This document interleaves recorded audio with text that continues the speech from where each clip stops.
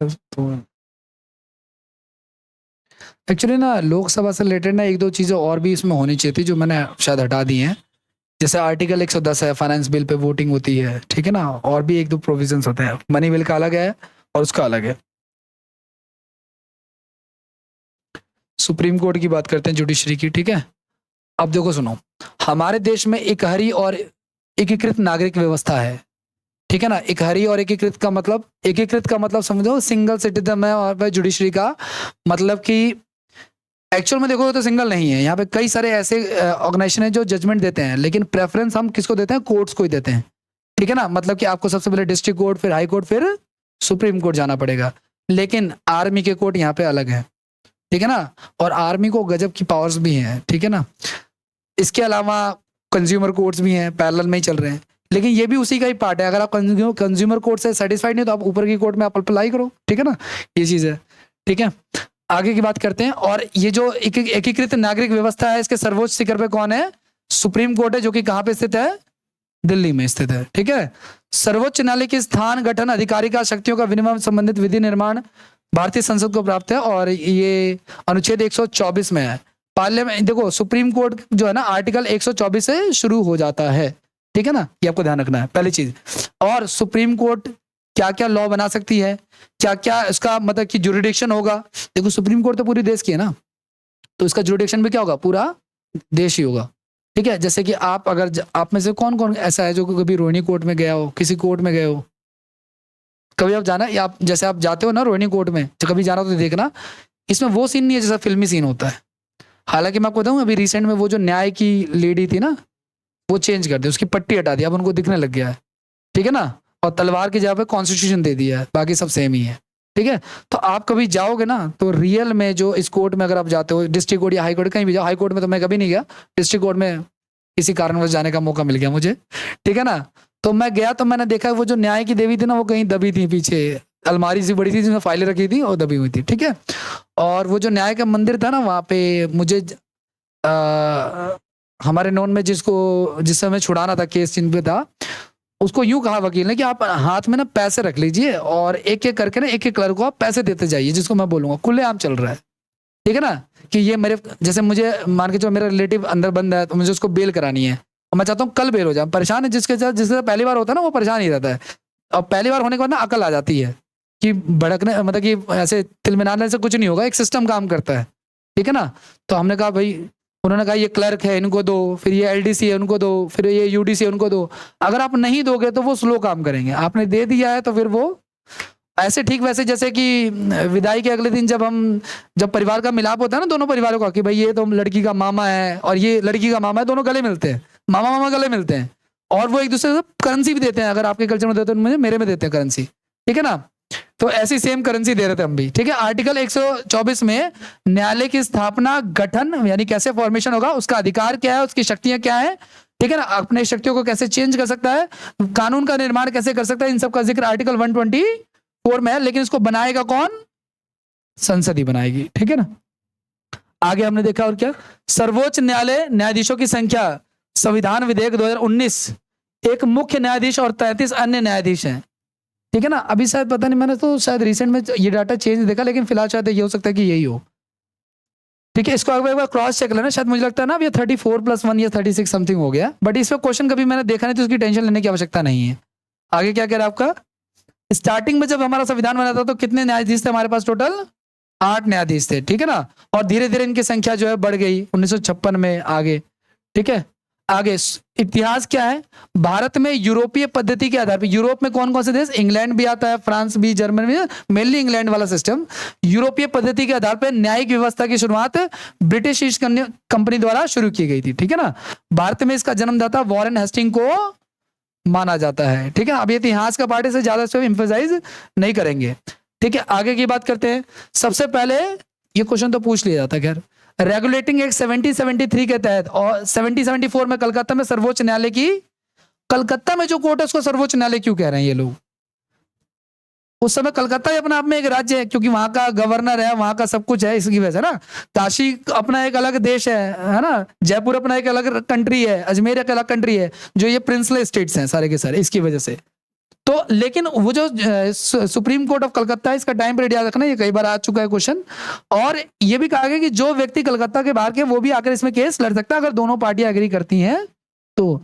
लेकिन जब दोनों पार्टियां, ऐसा देखो, कोर्ट का जुरिडिक्शन जैसे ही बाहर चला जाता है ना, कोर्ट कुछ कर नहीं सकता।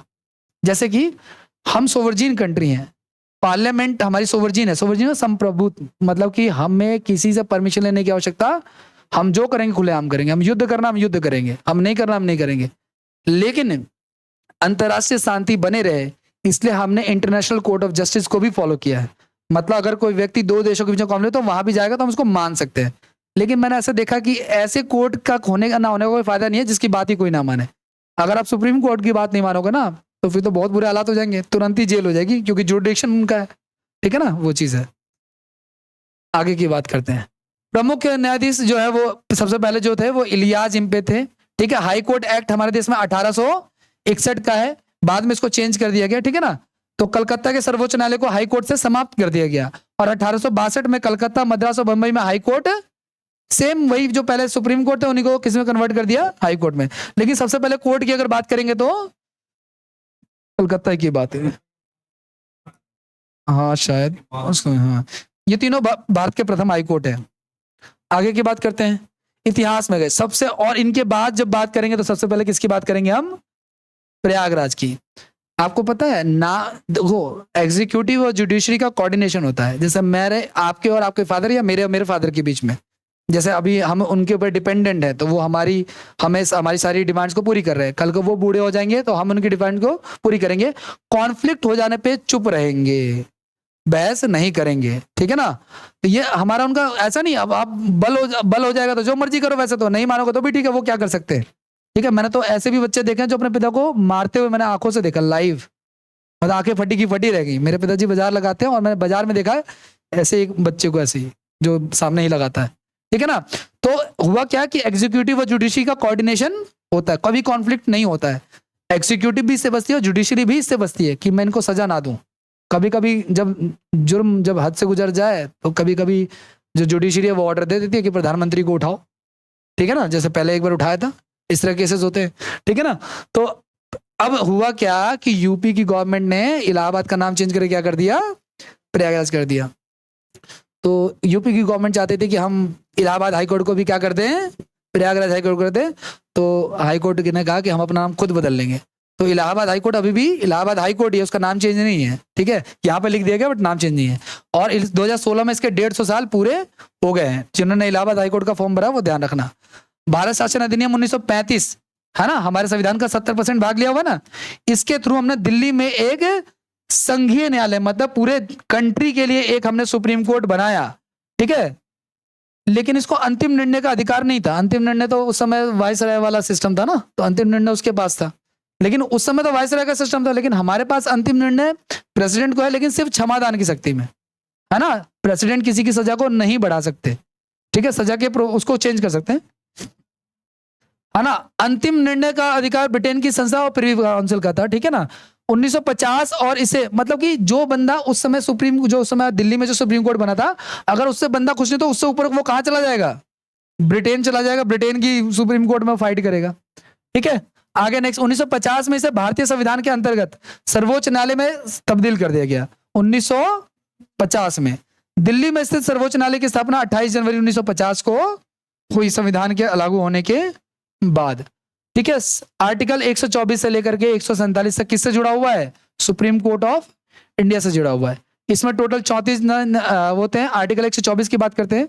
आर्टिकल 124 क्या कहता है, नियुक्ति से रिलेटेड है, अपॉइंटमेंट से रिलेटेड है, क्या कि एक मुख्य न्यायाधीश होगा और बाकी, है ना। अब नए न्यायाधीश कौन है आप लोग बता दो, 51 नंबर के है ना भाई, क्या नाम है नए न्यायाधीश का, संजीव खन्ना, है ना भाई, आप याद रखना, नए वाले जो है वो संजीव खन्ना।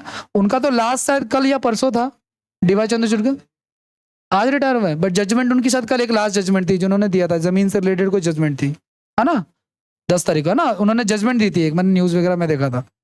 नियुक्ति से रिलेटेड है। आगे की बात करते हैं। अच्छा, न्यायाधीशों की नियुक्ति के लिए ना सिफारिश देने के संबंध में कॉलेजियम सिस्टम प्रचलित है, ठीक है। इसमें ना सुप्रीम कोर्ट के जज होते हैं, हाई कोर्ट के जज होते हैं, प्रेसिडेंट द्वारा अपॉइंटेड होते हैं। इसको गवर्नमेंट द्वारा एक बार चेंज करने की भी कोशिश की गई थी और गवर्नमेंट ने कहा कि इसमें मेंबर ऑफ पार्लियामेंट भी कुछ होंगे, जिसको सुप्रीम कोर्ट ने क्या कर दिया था, क्योंकि अगर जुडिशरी में मेंबर ऑफ पार्लियामेंट आ गया तो वो तो अपने हिसाब से रखेगा ना। आप समझो, बहुत सारी चीजें बिना बोले हो जाती हैं। राम मंदिर पे जो रंजन गोगोई ने जो फैसला दिया, उसके बाद वो राज्यसभा के एमपी चुने गए। क्या बीजेपी ने उनको बोला था कि क्या आप फैसला सुनाओगे हमारे फेवर में तो हमको राज्यसभा का एमपी बना देंगे? ऐसा तो नहीं बोला था। लेकिन रंजन गोगोई ने जो फैसला दिया वो तो एक हो सकता है नेचुरल फैसला हो सकता है प्रभावित भी हो, है ना। कभी कभी जजेस भी बौखला जाते हैं। कोविड के टाइम पे एक जज थे शरद अरविंद बोबड़े, है ना। वो 50 लाख की एक BMW वाली बाइक पे बैठे थे। तो जो प्रशांत भूषण जिनको बारे में मैंने बताया था, उन्होंने कहा देश मर रहा है और यहाँ चीफ जस्टिस जो 50 लाख की बाइक पे अपना जो है वो कर रहे हैं, मजे कर रहे हैं। तो इस बात पे चीफ जस्टिस को बुरा लग गया, उन्होंने खुद ही संज्ञान ले लिया, बुलाओ उसको कोर्ट में। मतलब इसके लिए हाई कोर्ट व डिस्ट्रिक्ट कोर्ट कुछ नहीं यार। वो जो क्या नाम है, जो ये प्रशांत भूषण है, ये भी उसी लेवल के बंदे थे, ये भी चले गए। और सुप्रीम कोर्ट ने इतनी हियरिंग्स के बाद उनको फाइन लगाया, कितने का? ₹1 का। ठीक है, कि अगर बोला तो लगेगी सजा। लेकिन उनके जो प्रशांत, मैंने कहा प्रशांत भूषण तो एक बड़े वकील हैं, है ना, उनका तजुर्बा इतना बड़ा है, तो उन्होंने कहा माफी नहीं मांगूंगा, पेनल्टी लगा दो, जेल चला जाऊंगा। ठीक है, क्योंकि मैंने कुछ गलत बोला ही नहीं। ठीक है, ये चीज है, ये कहानी है। इसी पे एक बार इनका भी हुआ था, क्या नाम है, ये जो first lady IPS officer Kiran Bedi, इन्होंने भी ना शायद मिस्टर केजरीवाल को या पता नहीं किसको ना चोर बोल दिया था। केजरीवाल को बोला था ना, हाई कोर्ट में हेयरिंग हुई तो हाई कोर्ट, केजरीवाल ने बोला था। नहीं नहीं नहीं, फिर ये तो फिर अलग बात। केजरीवाल ने तो बहुतों को बोला तो मुझे पता है। लेकिन हाँ, लेकिन इन्होंने किरण बेदी का केस था, किरण बेदी उसमें एक्यूज थी, मतलब की। तो उनसे पूछा कोर्ट ने आपने क्यों बोला, तो उसने कहा माय लॉर्ड मैंने तो वही बोला जो आम जनता अपने घरों में खुलेआम बोलती है। ठीक है ना। अब वो बीजेपी का बोला कि कांग्रेस का बोला कि केजरीवाल को बोला, मुझे एग्जैक्ट नहीं याद, लेकिन ये उनका स्टेटमेंट था, उनका वक्तव्य था। ठीक है, आगे की बात करते हैं। इसकी शुरुआत 1993 में की गई थी। किसकी? कॉलेजियम की शुरुआत जो है 1993 में की थी। इसमें 5 सदस्य बोर्ड होता है, इसमें अध्यक्ष सर्वोच्च न्यायालय का मुख्य न्यायाधीश होता है। ये प्रोसेस ना ज्यादा वो नहीं होता, मतलब खुला हुआ नहीं होता है, क्लोज होता बहुत, ताकि प्रभावित ना हो। ठीक है, अच्छा, इसमें मैंने कहा ना, देखो, इसके अलावा सर्वोच्च न्यायालय द्वारा 99 संविधान संशोधन 2014 से इसमें जो है चेंज किया गया। लेकिन इसको क्या कर दिया गया? 2014 में किसकी सरकार थी? बीजेपी की। ठीक है ना। पहले जज अपना होगा तभी तो फैसले अपने होंगे। ठीक है ना। लेकिन इसको क्या कर दिया गया? मैंने कहा ना, आप कुछ भी अमेंड करो, अगर कोर्ट को लगता है कि असंवैधानिक है तो वो कचरे के डब्बे में ही जाएगा। ठीक है। और पहली वाली कोलिशन सिस्टम को लागू कर दिया। उसमें वो चाहते थे कि कुछ MPs भी आ जाएं, कुछ मेंबर ऑफ पार्लियामेंट, कुछ लोकसभा से आ जाए, कुछ राज्यसभा से आ जाए, वो चीज है। आगे की बात करते हैं। आपको पता है ऐसे ऐसे भी हैं, एक पता नहीं, एक शायद ये रंजन गोगोई ही थे, इनके खिलाफ ना ये एक कपिल सिब्बल जो वकील है, ठीक है ना, कांग्रेस में था, कब कांग्रेस छोड़ चुके हैं। कपिल सिब्बल तो इतने भड़क गए थे किसी मैटर पे रंजन गोगोई, वो चाहते थे कि इनके खिलाफ संसद में इंपीचमेंट वाला प्रोसेस चालू हो। सुप्रीम कोर्ट का जज को हटाना तो इंपीचमेंट लाना पड़ेगा संसद में आपको। हालांकि ये टर्म यूज नहीं करते डायरेक्टली, बट प्रोसेस वही है जो राष्ट्रपति वाला प्रोसेस है। पहले लोकसभा से बिल पास होगा, फिर राज्यसभा से, तब जाके वो हटेगा। हाई कोर्ट के लिए भी कुछ ऐसा ही प्रोसेस है। क्या हो अगर कभी कोई हाई कोर्ट का जज अगर सुप्रीम कोर्ट के लिए अरेस्ट का ऑर्डर जारी कर दे? ऐसा भी हुआ इस देश में। ठीक है ना। आगे की बात करते हैं, भारत का योग्यता की बात करते हैं। भारत का नागरिक होना चाहिए, ठीक है ना, कम से कम 5 वर्षों तक न्यायाधीश होना चाहिए, ठीक है, या 10 वर्षों तक क्या होना चाहिए, वो पब्लिक प्रोसिक्यूटर अधिवक्ता होना चाहिए, ठीक है ना। राष्ट्रपति की दृष्टि में अच्छा कानून का ज्ञाता होना चाहिए, ठीक है। कभी क्वेश्चन देखा नहीं। आगे की बात करते हैं, एडहॉक जजेस क्या होते हैं। उनकी नियुक्ति सर्वोच्च न्यायालय के मुख्य न्यायाधीश द्वारा की जाती है, लेकिन इन्हें पूर्व से राष्ट्रपति और संबंधित उच्च न्यायालय के मुख्य न्यायाधीश से परामर्श लेना आवश्यक है। एडहॉक जजेस ना, देखो, जैसे ऐसे जज हो गए जो रिटायर हो गए हैं, अब वो नहीं है, लेकिन उनका तजुर्बा तो बहुत बड़ा है। तो ऐसे जजेस को ना, हाई कोर्ट में से भी ऐसे जज रिटायर होते हैं, ठीक है ना, या सुप्रीम कोर्ट से भी, तो उनको एज ए बैकअप रख लिया जाता है कि वो हेल्प करेंगे जुडिडिक्शन में, तो उनको एडहॉक जजेस बोलते हैं। वो आर्टिकल 127 में है, ठीक है। ज्यादा आर्टिकल नहीं पढ़ने यार, ठीक है। राष्ट्रपति सर्वोच्च न्यायालय के मुख्य न्यायाधीश की जाती है, आर्टिकल 129, ये याद रखना, ये आया था CGL में, ठीक है। अभिलेख न्यायालय मतलब क्या होता है? सर्वोच्च न्यायालय एक अभिलेख न्यायालय है, ये अपनी अवमानना पर दंड देने का अधिकार रखता है।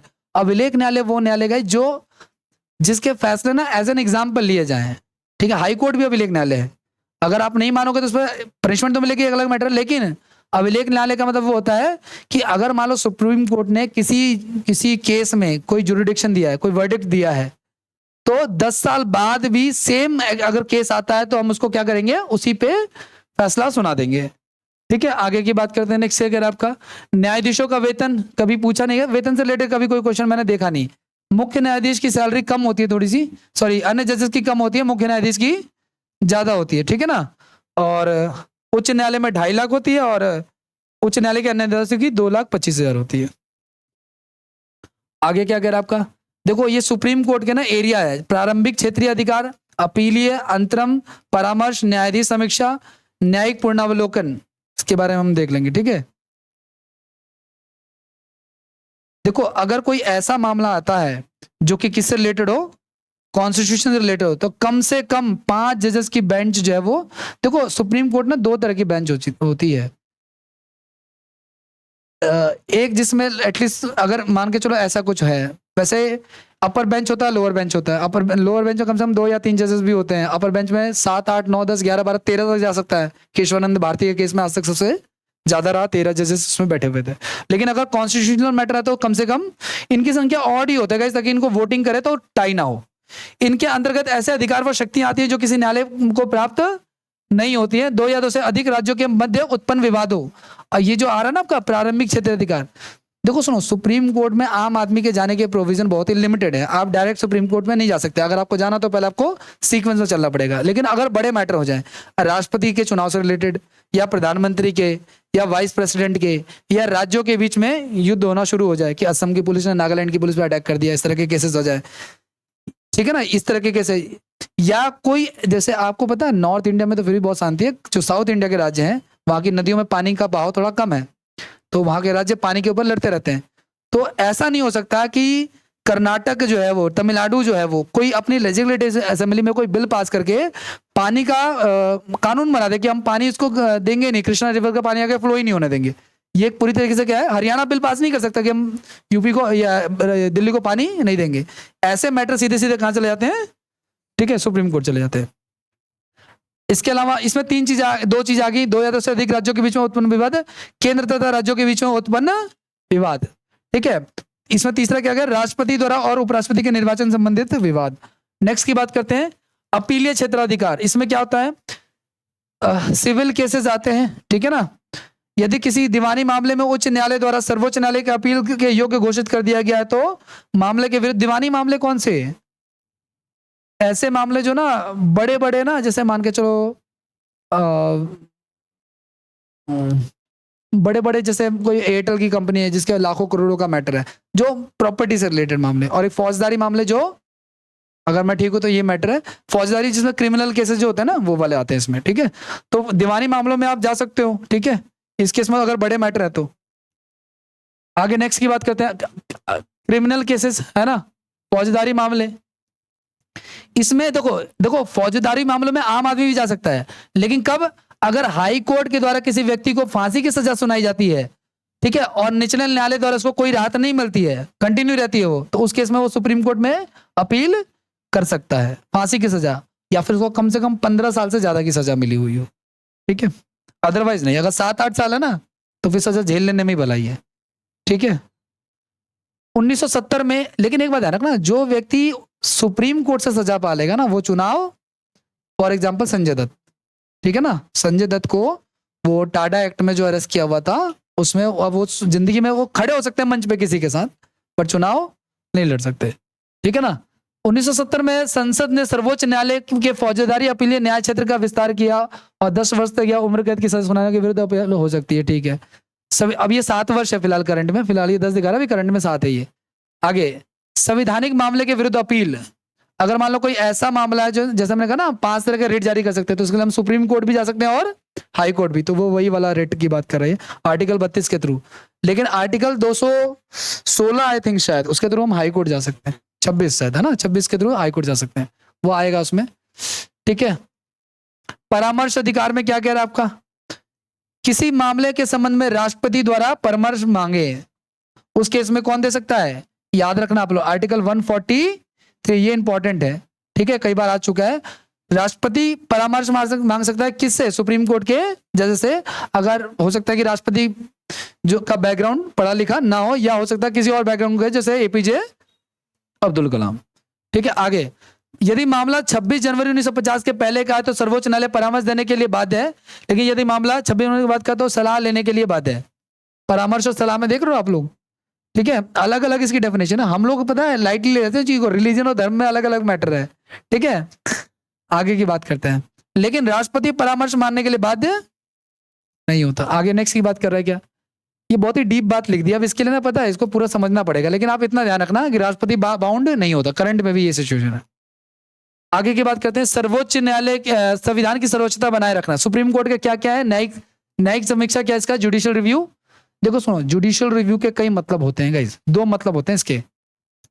मैंने कभी कभी अपने जीवन में किसी हाईएस्ट जीएस की क्लास में जाके बैठ गया, तो वहां पे एक टीचर ने पढ़ाया मुझे कि जुडिशियल रिव्यू का मतलब ये नहीं होता कि अगर किसी को कोर्ट से 5 साल की सजा मिली है और मुझे लगता है कि मेरे साथ जाती हुई है, तो मैंने दोबारा से एक पिटीशन लगाया कि जज साहब देखो जरा कुछ गलती हुई है, और जज साहब ने रिव्यू करके उसको 3 साल कर दिया या 8 साल कर दिया, बढ़ा दिया, कम कर दिया। ये जुडिशियल रिव्यू नहीं होता। लेकिन मैंने और डीप में पढ़ा तो एक्चुअल में इसका ये भी मतलब होता है, सुप्रीम कोर्ट अगर अपने फैसले को दोबारा से क्या करे, पुनः विचार करे, तो वो भी जुडिशियल रिव्यू है। लेकिन अगर रिव्यू का मतलब क्या, आपने कोई चीज कर दिया, उसको दोबारा से क्या कर रहे हो आप, तो ऐसा तो लोकसभा में भी हो सकता है। लोकसभा ने एक बिल पास किया, राज्यसभा में गया, फिर राज्यसभा से पास होकर किससे गया? राष्ट्रपति के पास।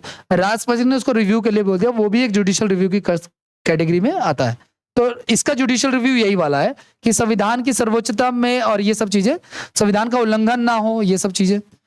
क्वेश्चन इससे कुछ खास नहीं होते। न्यायिक निर्णय का पुनरावलोकन। भाई देखो, सुप्रीम कोर्ट जब चाहे, जितनी बार चाहे, अपने फैसले पर यू टर्न ले सकता है। ठीक है, यह अधिकार उच्च न्यायालय को प्राप्त नहीं है। नहीं, ऐसा तो नहीं है। ठीक है, देखो ये अधिकार उच्च न्यायालय को प्राप्त नहीं है, लेकिन अगर आप अपर बेंच में ट्राई करोगे तो ये मिल जाएगा। ठीक है, सर्वोच्च न्यायालय अंतिम न्यायालय है और इसके द्वारा दिए गए निर्णय भारत के सभी न्यायालयों में लागू नहीं होते हैं। ठीक है ना, सभी न्यायालयों में लागू होते हैं। ठीक है, सर्वोच्च न्यायालय के विरुद्ध सुनवाई का अधिकार सिर्फ राष्ट्रपति को है। ठीक है ना, सर्वोच्च न्यायालय के विरुद्ध अगर, है ना, वही का ना, अगर क्षमादान की शक्ति राष्ट्रपति की, लेकिन क्षमादान में भी हमने 5 कैटेगरी पढ़ी थी अगर याद होगा तो, और 5 कैटेगरी से क्वेश्चन पूछे गए थे। सिर्फ ऐसा नहीं खाली क्षमादान में उसकी ग्रेविटी को चेंज करना, पनिशमेंट की ग्रेविटी को चेंज करना, कि उसको कम कर देना, उसको बढ़ा देना हल्का सा, टेन्योर नहीं बढ़ाना, मतलब कि उसकी मतलब पनिशमेंट को हार्ड कर देना या उसको वो कर देना, फ्लेक्सिबल कर देना। अच्छा, स्वतंत्र भारत के पहले चीफ जस्टिस जो थे वो हीरालाल जेकानिया थे। हीरालाल थे वैसे तो, यहाँ हरीलाल लिखा है क्या? नहीं, हीरालाल करो इसको, ये हीरालाल होना चाहिए। ठीक है, आगे उनका ड्यूरेशन लिखा हुआ है। पहला, सर्वोच्च न्यायालय की प्रथम महिला न्यायाधीश फातिमा बीबी। ठीक है, सर्वोच्च न्यायालय के सर्वाधिक समय तक मुख्य न्यायाधीश रहे यशवंत विष्णु चंद्रचूड़। ठीक है ना, कार्यकाल इनका इतने साल का था लगभग ना, 2600 कितने दिन हो गए, लगभग 3-4-5 साल हो गए तो लग रहा है, 7 साल के आसपास दिख रहा है मुझे ना। 16वें न्यायाधीश थे ये। देखो सुनो, हमारे देश में ना लगभग गिन के 4000 जजेस होंगे अगर पूरे देश में, उन्हीं के ही सारे फैमिली वाले जो है वो काम कर रहे हैं। अगर आप ये देख रहे हो चंद्रचूड़ और ये डीवाई चंद्रचूड़, हो सकता है कि रिलेशन में हो, मैं नहीं कह सकता, लेकिन जनरली ऐसा होता है। जैसे डॉक्टर का बेटा डॉक्टर इजीली बन जाता है ना, सेम ये जजेस में भी यही है कि एक जज को अगर आप मिलोगे ना तो उसका बेटा, उसका दामाद, वो सब जज ही होंगे, कोई डिस्ट्रिक्ट कोर्ट में होगा, कोई सिविल कोर्ट में होगा, कोई कहीं होगा। ठीक है, ये सारी चीजें, इतना ही है। क्वेश्चन मैंने इसके नहीं लिया, आप लोग लगा लेना, क्वेश्चन हो जाने चाहिए। कुछ नए क्वेश्चन भी मिलेंगे, वो आप लोग ट्राई कर लेना या ऐड ऑन कर लेना इसमें। ठीक है, चलिए, थैंक यू सो मच।